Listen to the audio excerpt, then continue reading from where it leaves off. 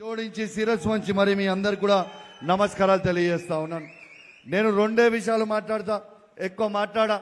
ఈ హుజరాబాద్ నియోజకవర్గాన్ని తెలంగాణ వచ్చిన తర్వాత ఈ 10 సంవత్సరాలలో అభివృద్ధి జరిగిందంటే ఏ ఊర్ల రోడ్ వేసినా, ఏ ఊర్ల మోరి కట్టినా, ఏ ఊర్ల గుడి కట్టినా, ఏ ఊర్ల బడి కట్టినా అది కేసీఆర్ గారు చేసింది అని చెప్పి సందర్భంగా మీ అందరు కూడా తెలియజేస్తా ఉన్నాను.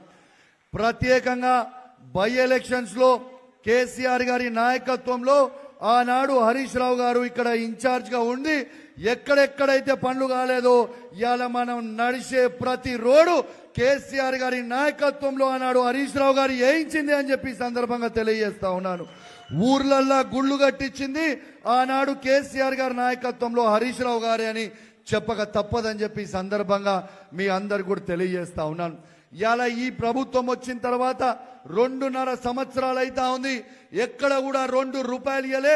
కనీసము ఎమ్మెల్యేకి ఇచ్చే సిడిఎఫ్ ఫండ్ కూడా ఇవ్వకుండా ఇవాళ ఈ కాంగ్రెస్ ప్రభుత్వం ఇబ్బంది పెడుతూ ఇవాళ మన నియోజకవర్గంలో తట్టెడు మట్టి కూడా పోయింది ఈ కాంగ్రెస్ ప్రభుత్వం అని చెప్పక తప్పదని చెప్పి సందర్భంగా తెలియజేస్తా ఉన్నాను.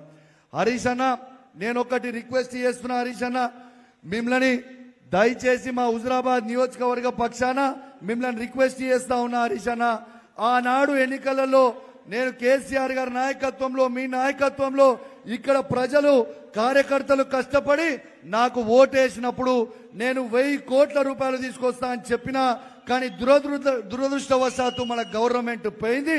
రేపు మళ్ళా అధికారంకి వచ్చిన తర్వాత 1000 కాదు 1001 తెస్తా, ఇది గ్యారెంటీగా చెప్తా ఉన్నాను. దీనికి హరీష్ అన్న సహకారంతో ఖచ్చితంగా తీసుకొచ్చే బాధ్యత నాది అని చెప్తా ఉన్నాను. ఎట్టు పరిస్థితిలో మాట ఇచ్చింది, మాట తప్పేది లేదు. రెండోది, అసలు పంట కొనుగోలు. కనీసము మనం పంట పండించింది, మనం మొన్న వడ్లు పండించిన 80% మనం సీడు పెడతాం. 80% సీడు వాళ్ళు తీసుకుపోయిన తర్వాత ఆ 20% కొనడానికి 7 చెర్ల నీళ్లు తాగిచ్చిండు ఈ రేవంత్ రెడ్డి కాంగ్రెస్ ప్రభుత్వం.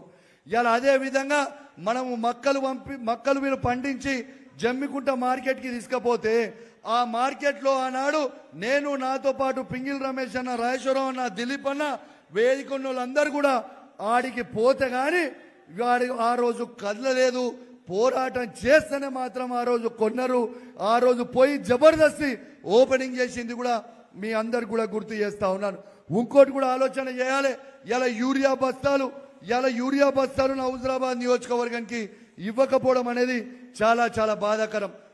మూడో విషయం అన్నా, ఇలా కేసీఆర్ గారు దళిత బంధు అనే పథకం పైలట్ ప్రాజెక్ట్ గా తీసుకొని హుజరాబాద్ లో సాచురేషన్ మోడ్కి ఇస్తే 5000 మందికి 2వ విడత దళిత బంధు ఇవ్వకపోవడం అనేది చాలా చాలా బాధాకరం.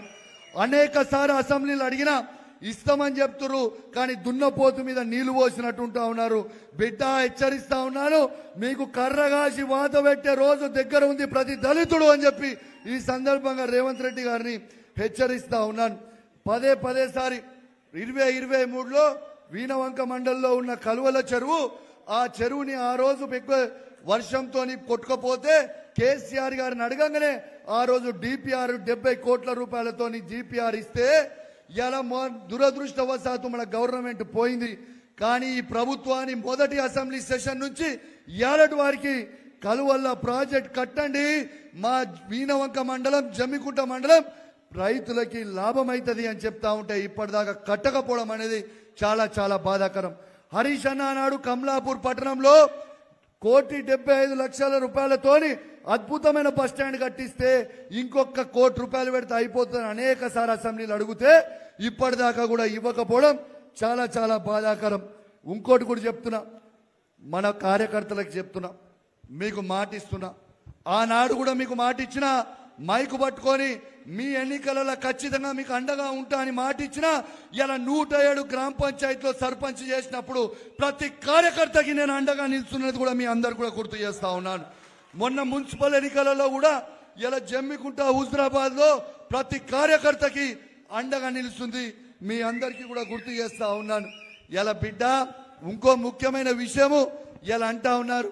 ఇలా కాంగ్రెస్ వాళ్ళు ఏమనుకుంటారు, డంపింగ్ యార్డ్ విషయం మేము లేపినాము, టెంట్ లేపినాం, ఇక డంపింగ్ యార్డ్ సంగతి మర్చిపోయారు అందరూ అని అనుకుంటారు. అరే బిడ్డ, ఎవ్వరు మర్చిపోలే. మీరు డంపింగ్ యార్డ్కి ఇట్లా ఎత్తేయకపోతే మీరు రిటర్న్ ఆర్డర్ కాపీ ఇచ్చిర్రు, మళ్ళీ అదే రిటర్న్ ఆర్డర్ కాపీ ఇవ్వకపోతే మాత్రం మీకు కర్ర కాల్చి వాత పెడతాం. మళ్ళా అదే హుజరాబాద్ అంబేద్కర్ చౌరస్తా దగ్గర ఖచ్చితంగా టెంట్ వేస్తామని కూడా ఈ ప్రభుత్వాన్ని హెచ్చరిస్తా ఉన్నాను. ఇలా రేవంత్ రెడ్డి గారిని నేను సూటిగా ఒక ప్రశ్న అడుగుతా ఉన్నాను. మా కేసీఆర్ నాయకత్వంలో ఆనాడు హరీష్ అన్న మా మునూర్ కాపు భవనం శాంక్షన్ చేసిండు, మా గౌడ సంఘంని శాంక్షన్ చేసిండు, మా పద్మశాలిలకి శాంక్షన్ చేసిండు, మా గొల్ల కురుమోళ్ళకి శాంక్షన్ చేసిండు, మా రజకులకి శాంక్షన్ చేసిండు, ఇలా విశ్వ బ్రాహ్మణులకు శాంక్షన్ చేసిండు, దళితులకి శాంక్షన్ చేసిండు. మా ఆత్మ గౌరవం పెరగాలని హుజరాబాద్ పట్టణంలో ఒక్కొక్క ఎకరం ఇచ్చి ఇలా శాంక్షన్ చేస్తే ఈ లంగలు ఇలా భవనాలని ఎందుకు క్యాన్సిల్ చేసిరో జవాబు చెప్పాలని చెప్పి నేను అడుగుతా ఉన్నాను రేవంత్ రెడ్డి గారిని. ఇలా మీరు ఎందుకు బంద్ చేస్తున్నారు? ఇలా మాకు ఆనాడు SDF లో 100 కోట్ల రూపాయలు కేసీఆర్ నాయకత్వంలో హరీష్ రావు గారు శాంక్షన్ చేపిస్తే ఇలా మీరు ఎందుకు ఇలా SDF ఫండ్ అన్ని కూడా మీరు క్యాన్సిల్ చేసిర్రో మీరు బిడ్డ జవాబు చెప్పాలి. రాబోయే కాలంలో ఇంకా ఉధృతం చేస్తాం, ఎట్టు పరిస్థితిలో ఊకోం.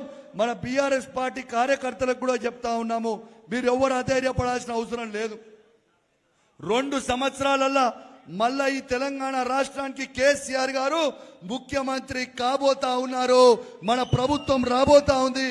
ఖచ్చితంగా మళ్ళా మన అందరం కూడా కేసీఆర్ గారు తెచ్చుకొని మన హుజరాబాద్ నియోజకవర్గాన్ని అభివృద్ధి చేసుకుందామని తెలియజేస్తూ, ఇక నేను ఎక్కువ హరీష్ అన్న మాట్లాడతారు కాబట్టి మీ అందరికీ కూడా ప్రత్యేకంగా ధన్యవాదాలు తెలియజేస్తూ, మీ అందరు కూడా హరీష్ అన్న మాట్లాడిన తర్వాత అయిపోయిన తర్వాత హరీష్ అన్న నిల్చుంటాడు, మీరు అందరూ లైన్ గా వస్తే అందరితో ఫోటో ఇస్తా అని చెప్పి హరీష్ అన్న చెప్పిండు. కాబట్టి మీ అందరూ డిసిప్లిన్ గా లైన్ గా వస్తే ప్రతి ఒక్కరికి కూడా ఫోటో ఇస్తామని చెప్పి ఈ సందర్భంగా తెలియజేస్తూ, హరీష్ అన్నతో తీసుకోవచ్చని తెలియజేస్తూ, మరియు ఇప్పుడు అందరూ హరీష్ అన్నని ఉట్టి సిద్దిపేట ముద్దు బిడ్డ అనుకుంటారు, కానీ చాలా మందికి తెలియదు ఏంటంటే ఇవాళ హుజరాబాద్ ముద్దు బిడ్డ కూడా హరీష్ అన్ననే అయిందనే ముచ్చడం మీ అందరు కూడా తెలవాలి.